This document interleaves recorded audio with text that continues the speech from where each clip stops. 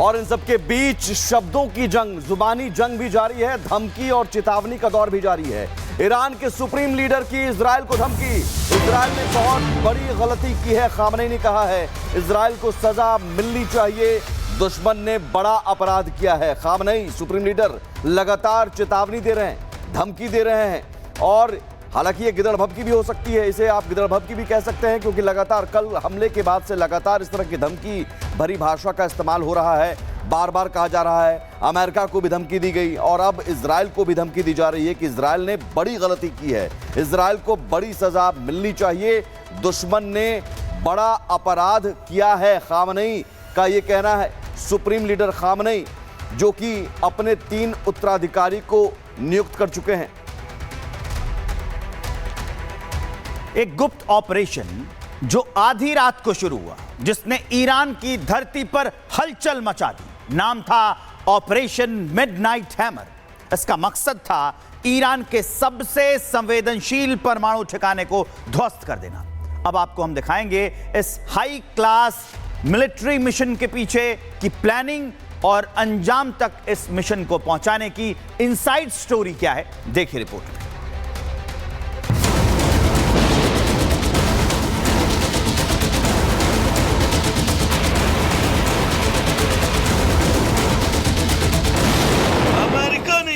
पर जबरदस्त सैन्य हमला किया, लक्ष्य बने ईरान के परमाणु ठिकाने और आसमान से बरसी तबाही की आग।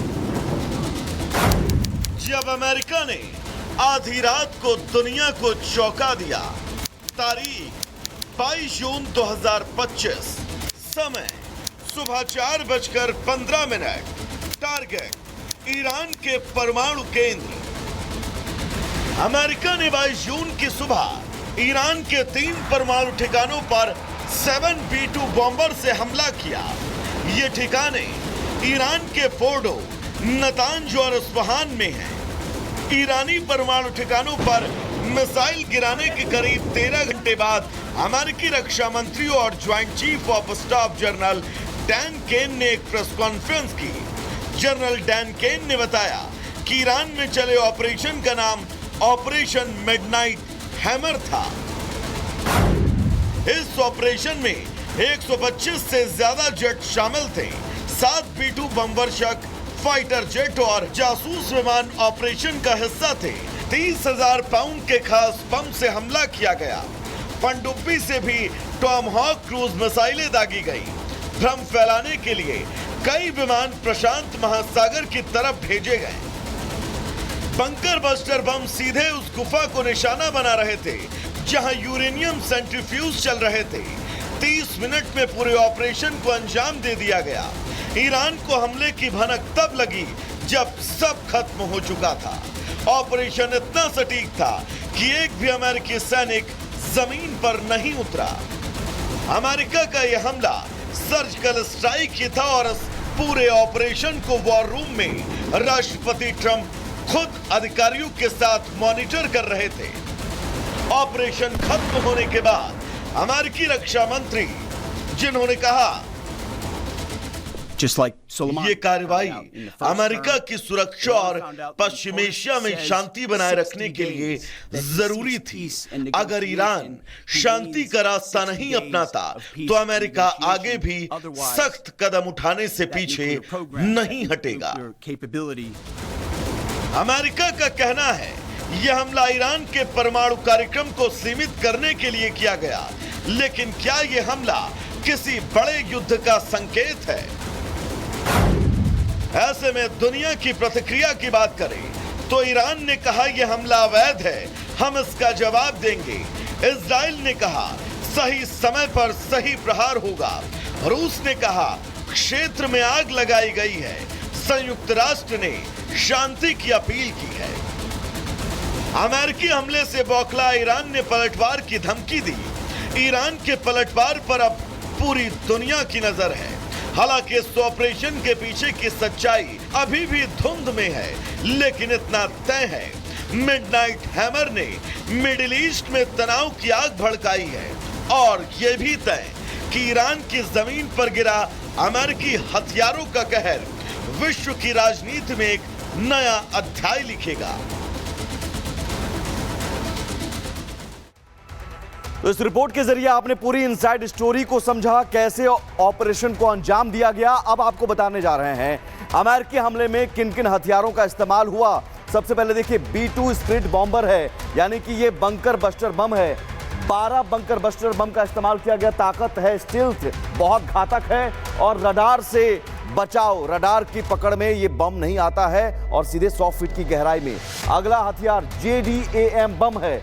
40 से भी ज्यादा इस बम का इस्तेमाल किया गया और ताकत इसकी है 2000 पाउंड और विशेषता क्या है, GPS गाइडेड है, सटीकता बहुत है और सटीक निशाना लगता है। Cruise missile, Tomahawk cruise missile का भी इस्तेमाल किया गया और 20 संख्या है जो क्रूज मिसाइल का इस्तेमाल किया गया। ताकत इसकी लंबी दूरी की मारक क्षमता है और विशेषता है कि भूमिगत ठिकानों पर असरदार है। जो परमाणु ठिकाने, जो फोर्दो, नतांज और इस्फहान, ये भूमिगत ठिकाने थे और वहां पर यह असरदार रहा। तो ईरान और इजराइल के बीच युद्ध और अमेरिका की दस्तक, कहीं ये तीसरे विश्व युद्ध की आहट तो नहीं। ऐसे में अगर तीसरा विश्व युद्ध होता है तो ग्लोबलाइज होती इस दुनिया में बाकी के देशों को क्या नुकसान होगा, इस रिपोर्ट में देखिए।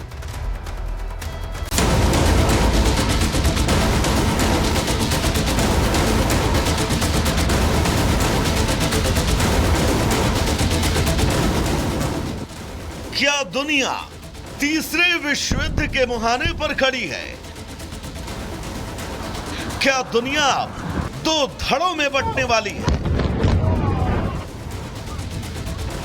और वाकई अगर ऐसा हुआ तो दुनिया के सामने एक दो नहीं बल्कि कई चुनौतियां मुंह फैलाए खड़ी हो जाएंगी। और यही वजह है कि भारत ने जब इस युद्ध के बीच ईरान से बात की तो शांति और स्थिरता पर जोर दिया, क्योंकि अगर ईरान और इजराइल का युद्ध नहीं थमा तो एक दो नहीं कई संकट दुनिया के सामने होंगे। सबसे पहले और महत्वपूर्ण संकट की बात करें तो विश्व युद्ध का खतरा इस दुनिया पर मंडराने लगेगा। इन दो देशों के बीच युद्ध में अमेरिका की सीधी दस्तक और ईरान के परमाणु ठिकानों पर हमले ने अब विश्व युद्ध की आहट को तेज कर दिया है, क्योंकि चीन और रूस अब तक ईरान के साथ खुलकर खड़े हैं। लेकिन अमेरिका के प्रहार के बाद क्या रूस, चीन और ईरान की तरफ से भी पलटवार किया जाता है? और अगर ऐसा होता है तो तय है और भी देश इस जंग में कूद सकते हैं और ये किसी के भी हित और फायदे के लिए अच्छा नहीं होगा। विश्व देशों के लिए ये एक बड़ी चुनौती पैदा करेगा। ईरान इजराइल युद्ध और विश्व युद्ध की आहट, ऐसे में दुनिया के बाकी देश किस धड़ में जाकर खड़े हों, यह भी सभी देशों के लिए चुनौती बन गया है, क्योंकि एक तरफ इजराइल और अमेरिका खड़े हैं जबकि दूसरी तरफ ईरान, रूस और चीन। ऐसे में किस धड़ में कौन से देश जुड़ते हैं ये कहना अभी बहुत मुश्किल है, क्योंकि ज्यादातर देश इस वक्त ऐसे हैं जो इन संघर्षों के बीच अब तक तटस्थ नजर आए। विश्व युद्ध अगर होता है तो सीधा आर्थिक नुकसान दुनिया को झेलना पड़ेगा। अगर विश्व युद्ध के हालात बनते हैं तो ऐसे में आर्थिक चुनौतियों से जूझना कोई नई बात नहीं होगी। रक्षा खर्च में बेहिसाब बढ़ोतरी, बाकी देशों की तरफ से व्यापार मार्गों पर प्रतिबंध, ये तय है महंगाई आसमान को छू जाएगी।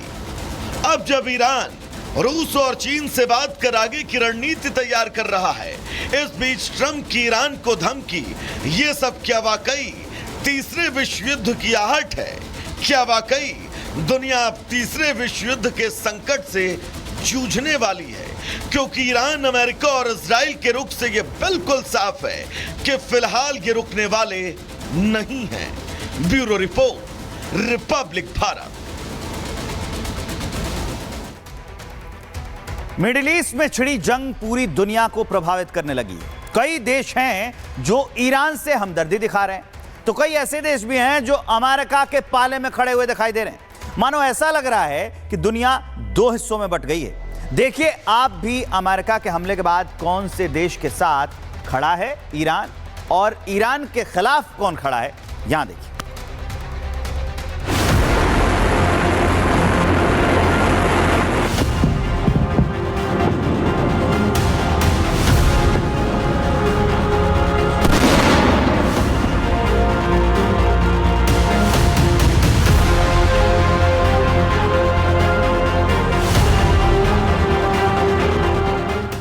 13 जून को जब ईरान इजराइल युद्ध की शुरुआत हुई तब शायद ही किसी ने सोचा होगा कि युद्ध इतना विध्वंसक रूप ले लेगा। दुनिया का रुख अब बदल चुका है। इजराइल ने ईरान पर हमला किया, जिसके बाद ईरान ने भी जोरदार पलटवार किया और कई हमले इजराइल पर कर दिए। लेकिन अब अमेरिका की सीधी एंट्री के बाद और ईरान के 3 परमाणु प्रतिष्ठानों पर हमले के बाद दुनिया अब 2 धड़ों में बटी हुई दिखाई दे रही है। दुनिया भर से अमेरिका के हमले के बाद प्रतिक्रियाओं का दौर शुरू हो चुका है। कई देश हैं जो ईरान से हमदर्दी दिखा रहे हैं, तो कई ऐसे भी हैं जो अमेरिका के पाले में खड़े दिखाई दे रहे हैं। मिडिल ईस्ट में छिड़ी ये जंग पूरी दुनिया को प्रभावित करने लगी है। लोग खुलकर स्टैंड ले रहे हैं। चीन और रूस जैसे शक्तिशाली देश अब ईरान के साथ खड़े हो गए हैं। रूस में पूर्व में रहे कई नेताओं ने ये तक कह दिया कि दुनिया के कई ऐसे देश हैं जो खुद अपना परमाणु हथियार ईरान को दे सकते हैं। ट्रंप पर भी रूस की तरफ से हमला बोला गया। कहा गया कि ट्रंप शांति कायम करने वाले नहीं, बल्कि युद्ध की आग को और भड़काने वाले राष्ट्रपति हैं। वहीं उधर ब्रिटेन ने अमेरिका के ईरान पर किए गए हमले का समर्थन किया। उधर अमेरिकी हमले से पहले ही हूती विद्रोहियों ने यह ऐलान कर दिया था कि अगर अमेरिका ने हमला किया तो वो लाल सागर में अमेरिका की जहाजों को निशाना बनाएंगे। अब नजर हूती विद्रोहियों पर भी है।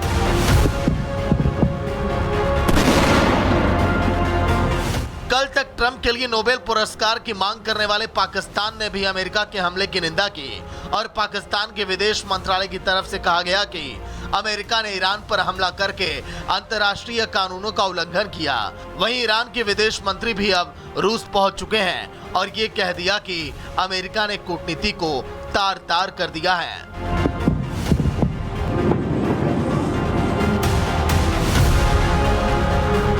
हमेशा दुनिया में शांति का संदेश देने वाला भारत आज भी यही चाहता है कि मिडिल ईस्ट में छिड़ी ये जंग शांत हो जाए। यही वजह है कि युद्ध के बीच भारत के पीएम ने भी ईरान के राष्ट्रपति से बात की। कहा कि युद्ध के माहौल में थोड़ा संयम बरतें और शांति की तरफ कदम बढ़ाएं। सऊदी अरब सहित कई मुस्लिम देशों ने इस जंग को लेकर चिंता जताई है और कहा कि ईरान के परमाणु ठिकानों पर हमला चिंताजनक है। हालांकि सऊदी अरब ने सभी पक्षों से शांति बरतने की अपील की। वहीं जापान ने भी इस युद्ध पर चिंता व्यक्त की और कहा कि हम भी अपने नागरिकों के हालात पर समीक्षा कर रहे हैं।